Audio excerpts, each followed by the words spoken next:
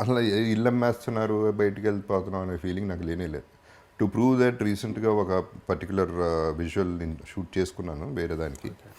ఆ ఇంటి ముందే నేనే కావాలని తీసుకెళ్ళి కెమెరా పెట్టి గేట్ బయట నుంచుని, ఒకప్పుడు నా ఇల్లు ఇది, ఇప్పుడు ఇల్లు అదే, అడ్రస్ అదే, పేరు మారింది, అంతే జరిగింది, అంతకంటే ఏమీ జరగలేదు.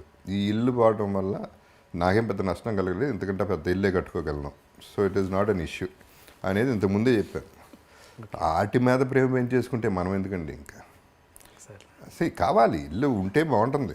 బ్రహ్మాండమైన ఇల్లు కట్టడం చాలా ఖర్చు పెట్టి చాలా మంచి ఆర్కిటెక్ట్తో బ్రహ్మాండమైన ఇల్లు, అందరూ వచ్చేవారు, అందరికీ విపరీతంగా వచ్చేది, అందరికీ 300 రోజులు భోజనం పెట్టేవాడిని. So wonderful times we had, all that is okay fine.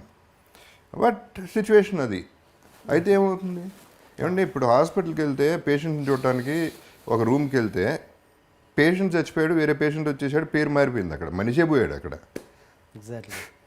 అంత సింపుల్గా జరుగుతుంది. ఇల్లు కారు ఇట్లాంటివన్నీ అంత సీరియస్గా తీసుకుంటే I don't think you're giving value to your life.